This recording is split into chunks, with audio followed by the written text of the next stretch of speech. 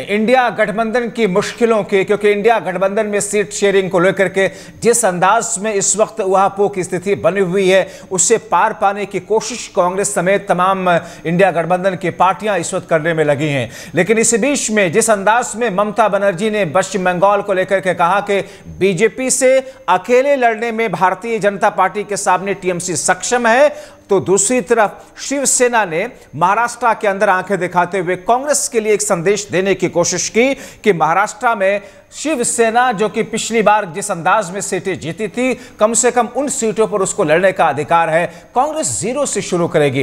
तो एक तरफ जहां पर अखिलेश यादव पहले से ही इंडिया गठबंधन को लेकर के उत्तर प्रदेश में सीट शेयरिंग को लेकर के अपना रुख साफ कर चुके हैं, ममता बनर्जी ने पश्चिम बंगाल के लिए रुख साफ कर दिया, दूसरी तरफ महाराष्ट्र के लिए शिवसेना ने अपना रुख साफ किया है। तो फिर मुश्किल यह है कि जनवरी के पहले हफ्ते में जब बैठक होगी तो सीट शेयरिंग को लेकर के इन तीनों ही राज्यों में क्या फॉर्मूला निकलेगा वो बहुत अहम होगा।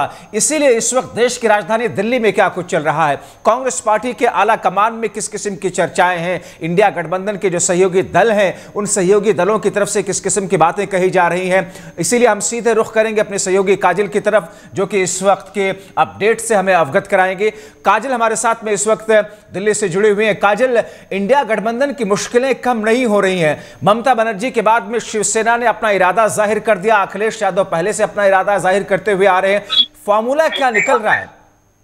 जी बिल्कुल, जब आप देखिए इंडिया गठबंधन की अगर हम बात करें तो दांव पेच लगातार फंसा हुआ नजर आ रहा है, क्योंकि जहां पर जिसकी सरकार है वो सीट शेयर करने के लिए बिल्कुल भी तैयार नहीं है।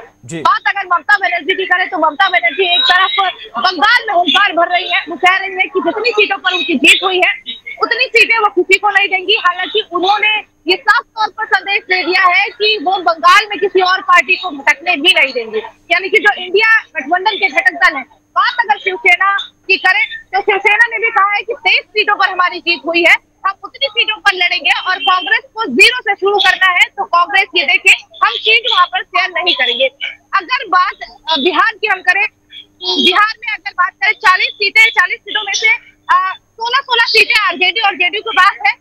दोनों ही पार्टी ये कह रही है जितनी सीटों पर उनकी जीत हुई है उतनी सीटों पर चुनाव लड़ेंगे। अब ऐसे में दांव पेच इंडिया गठबंधन का लगातार फंसा हुआ नजर आ रहा है कि जहां पर ये कहा जा रहा है कि वो वहां की सीटें नहीं छोड़ेगा। जब सीट शेयरिंग को लेकर के कहा जा रहा है कि जनवरी के पहले हफ्ते में इंडिया गठबंधन की बैठक होगी।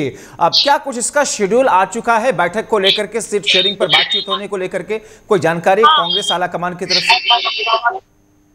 देखिए अभी इसकी पूरी तरह से जानकारी नहीं दी गई है। हालांकि ऑफिशियल जानकारी की अगर हम बात करें तो कांग्रेस की तरफ से कहा गया है कि जनवरी के पहले वीक में इंडिया गठबंधन की बैठक होगी, लेकिन सीट शेयरिंग को लेकर क्या कुछ बातें होंगी ये देखना बहुत दिलचस्प होगा, क्योंकि सीट शेयर को लेकर लगातार इंडिया गठबंधन की अगर हम बात करें तो इंडिया गठबंधन काफी लेट होती नजर आ रही है और काफी पीछे रहती नजर आ रही है। और दांव पेच की अगर बात करें तो लगातार इंडिया गठबंधन में किसी का बैठ नहीं पा रहा है। जब चलिए, बहुत शुक्रिया काजल इन तमाम जानकारी के लिए। आप निगाह बना करके रखें तो इंडिया गठबंधन की मुश्किलें अभी कम होने का नाम नहीं ले रही। बहरहाल जनवरी के पहले हफ्ते में क्या फैसला होगा देखना अहम होगा।